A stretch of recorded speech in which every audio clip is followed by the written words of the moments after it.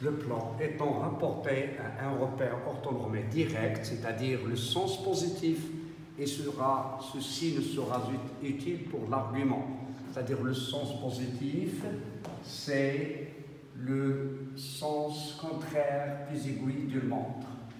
On pose ce repère-là, on va le noter OUV. Donc voilà U, voilà V. Et donc le sens positif, c'est celui-là. Maintenant, cet axe d'abscisse s'appelle l'axe des réels. C'est-à-dire les réels seront représentés sur l'axe OU. Ça s'appelle l'axe imaginaire. C'est-à-dire les nombres imaginaires purs seront représentés sur la droite OV, à tout point du plan, à tout nombre complexe, à Z égale A plus IB, avec AB appartenant à R, c'est-à-dire écrit sous sa forme algébrique. On associe le point M de coordonnées AB dans le plan.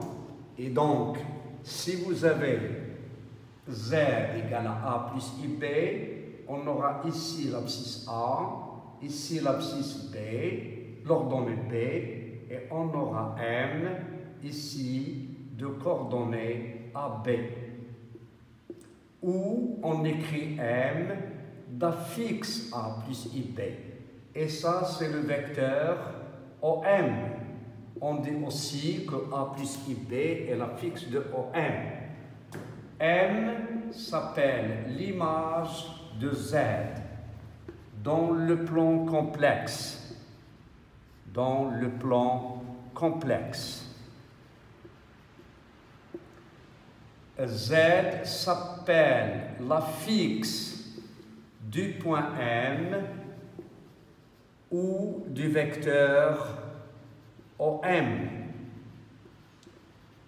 Donc remarquez, lorsque M est lié avec l'origine, l'affixe du vecteur, c'est le même que l'affixe de M.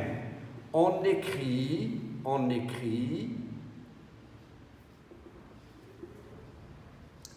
affixe de OM est égal à A plus IB. Ou on écrit comme ça, M d'affixe A plus IB. Ou le vecteur OM d'affixe A plus IB. Il faut sous-entendre que AB étant les coordonnées de M. Le vecteur AM s'écrit AU plus BV. Maintenant, si vous considérez le point Z bar, le nombre Z bar, c'est A moins IB. Alors, le point M' d'affixe A moins IB aura la même abscisse A, mais l'ordonnée, c'est moins B. Et donc, le point M' sera le symétrique de M par rapport à l'axe d'abscisse.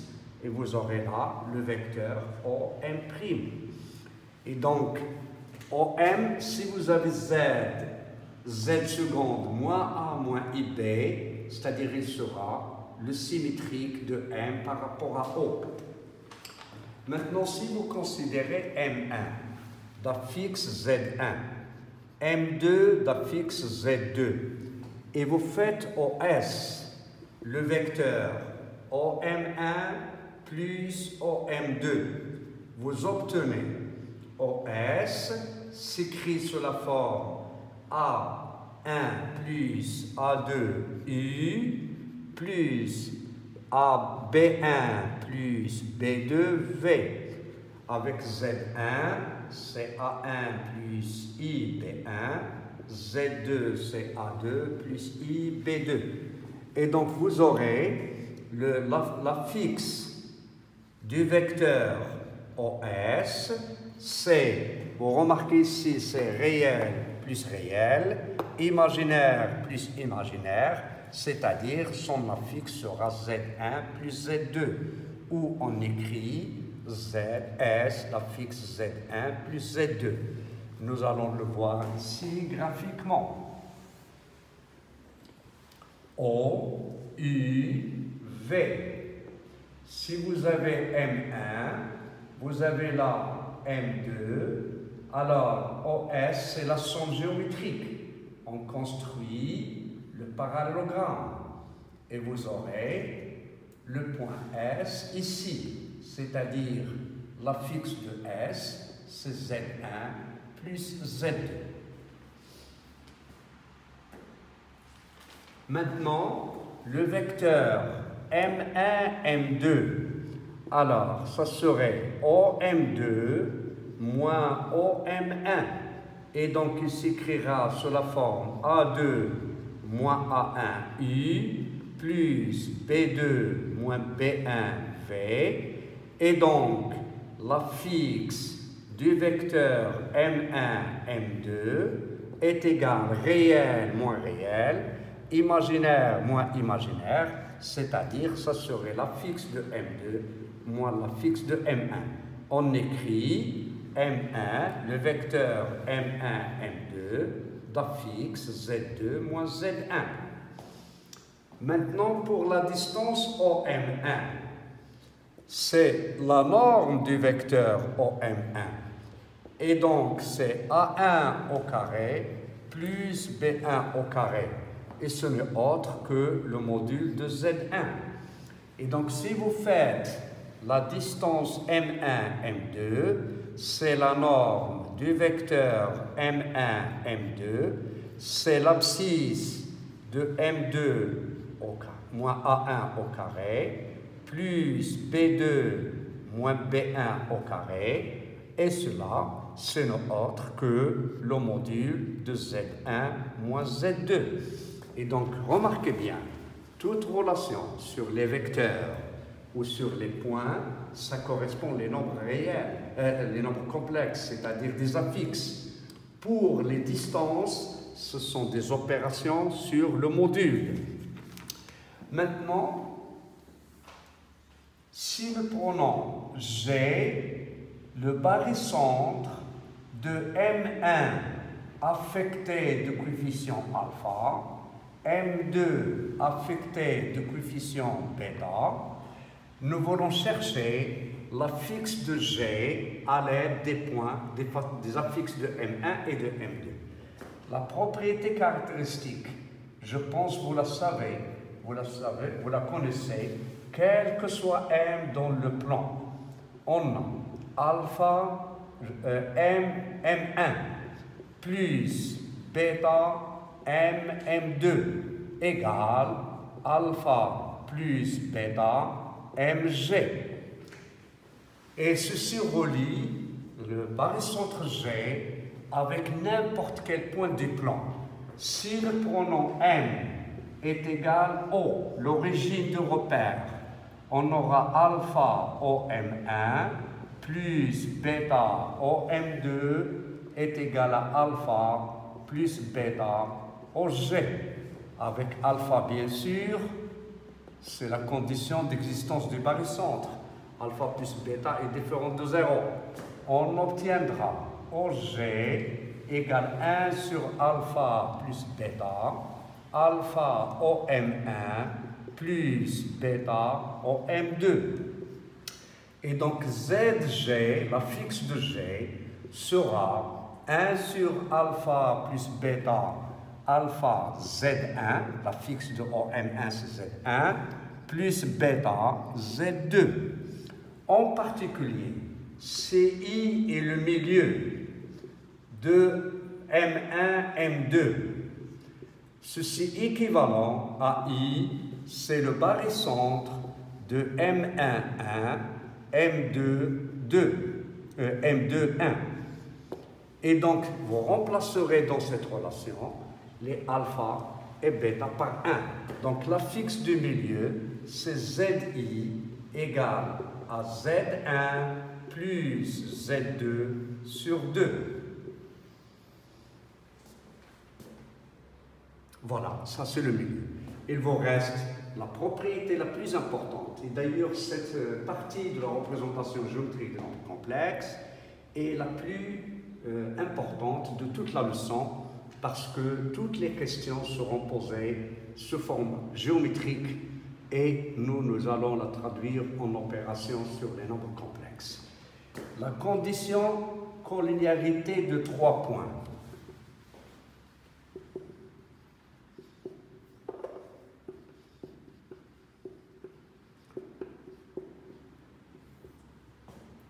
On dit que A, B, C sont alignés si et seulement si il existe K appartenant à R tel que à R et non pas à C. Il existe K dans R et non pas dans C, tel que AC égale KAB. C'est-à-dire ZC moins ZA sur ZB, parce que la fixe de AC c'est ZC moins ZA. La fixe de AB c'est ZC, ZB moins ZA, est égal à K appartenant à R, c'est-à-dire ZC moins ZA sur ZB moins ZA appartenant à R. Donc pour démontrer que 3 points sont alignés, il suffit de faire le rapport ZC moins ZA, ZB moins ZA, et démontrer qu'elle appartient à R, soit en trouvant l'imaginaire nul, soit en posant ce nombre-là, U égale à ZC moins ZA sur ZB moins ZA appartenant à R, si seulement si U est égal à U bar ou imaginaire de U est égal à 0. Ça dépend de l'exercice. Maintenant, je vais donner certaines applications de cette propriété très simple. Par exemple, on a A de coordonnées d'affixe 1 plus I, B d'affixe 3 plus 2I, C d'affixe 2 moins I, et D d'affixe moins 2I. On vous demande de démontrer que A, B, C, D est un parallélogramme. Alors faisons une petite figure pour voir ça géométriquement et le faire avec des calculs. Alors A c'est 1 plus I, donc l'affixe de A c'est 1 plus I. Voilà, A d'affixe 1 plus I. Ici c'est le vecteur U, ici c'est le vecteur B. Voilà, voilà le point A. B c'est 3 plus 2I. Voilà, 1, 2, 3. B c'est 2. Voilà, le point B se représente ici. Voilà le point B de facteur 3 plus 2I. Vous avez C, c'est 2 moins I. Alors C, voilà, moins I, c'est-à-dire 2 coordonnées, 2 moins 1. C, 2 moins I. Et vous avez D imaginaire pur, donc il appartient à droite au V. C'est moins 2I. Voilà, donc le point D d'affixe moins 2I. A, B, et si vous avez C, et si vous avez D. Voilà le quadrilatère que vous avez. On va calculer la fixe de AB. Ça nous donne 3 plus 2i, c'est la fixe de D, moins la fixe de A. 1 plus I, c'est-à-dire 2 plus I. On va calculer la fixe de DC. Ça va nous donner la fixe de C, 2 moins I plus 2i. C'est 2 plus I. Vous remarquez que la fixe de AB est égale à la fixe de AC. Donc AB égale à DC, cela veut dire que les A, B, C, D est un parallélogramme. Maintenant, on peut vous demander, est-ce que c'est un losange? Alors, il suffit de comparer la longueur de 2 côtés consécutifs. Par exemple, si vous faites la distance AB, on fera la fixe de B en module, parce que ça va donner le module de 2 plus I, c'est racine de 5. Et puis, on va le comparer avec le côté AD, ils sont consécutifs. AD, ça va nous donner ZD moins ZA, c'est-à-dire moins 2I, moins 1, moins I. C'est le module de moins 1, moins 3I. et ça va donner racine de 10. Donc vous avez AB est différent de AD, donc ABCD n'est pas un losange, n'est pas un losange. Autre application.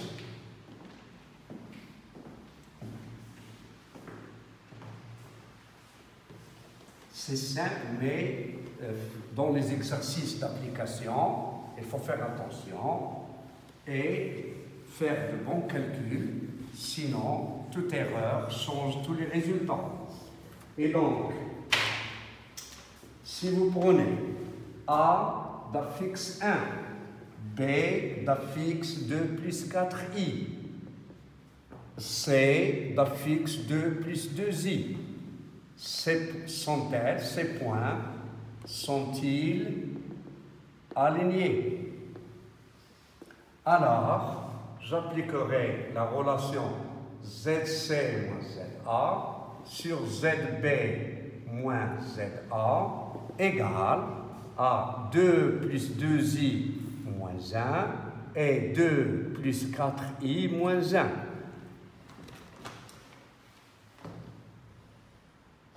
Ça va nous donner 1 plus 2i, et ici, ça va nous donner 1 plus 4i.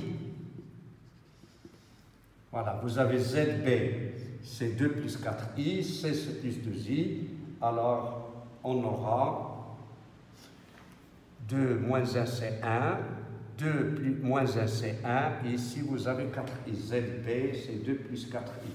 Et donc si vous faites le conjugué, 1 plus 2i, facteur de 1 moins 4i, ici ça va nous donner 17, c'est-à-dire réel, c'est 9 sur 17, on a moins 4, plus 2, c'est moins 2 sur 17i, alors n'appartiennent pas à R, et donc A, B, C ne sont pas alignés.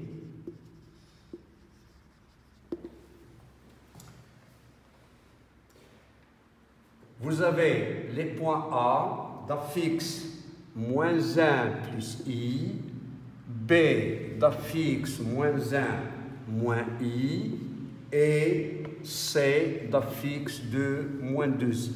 Et vous avez oméga d'affixe 1.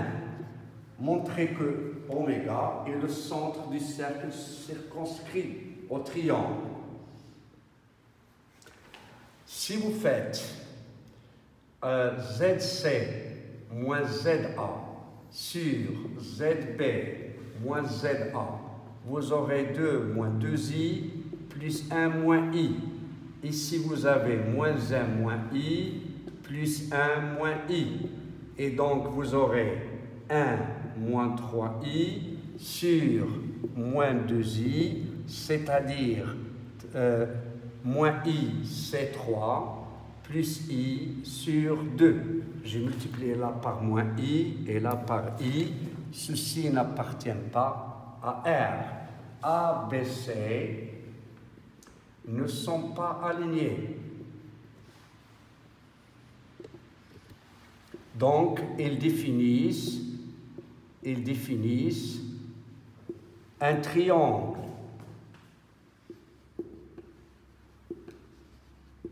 Et puisqu'ils définissent un triangle, alors nous allons vérifier est-ce que oméga est le centre du cercle circonscrit A, B, C. Si vous prenez oméga ici, vous devez vérifier que oméga A, oméga B, oméga C sont des rayons. Et donc dans ce cas, oméga sera le centre du cercle circonscrit. Donc on calculera oméga A. C'est le module de moins 1 plus i moins 1. C'est-à-dire c'est moins 2 plus i est égal à racine de 5.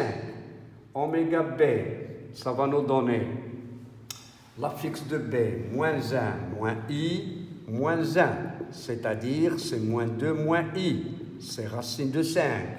Oméga C, ça va donner 2 moins 2i moins 1, c'est-à-dire 1 moins 2i, et ça va nous donner racine de 5. Et donc oméga A égale oméga B égale oméga c égale racine de 5. Donc les points A, B, C appartiennent au cercle de centre oméga d'affixe 1 et de rayon racine de 5. Donc oméga, c'est le centre du cercle circonscrit. Dernière application, en ce qui concerne, on peut vous donner par exemple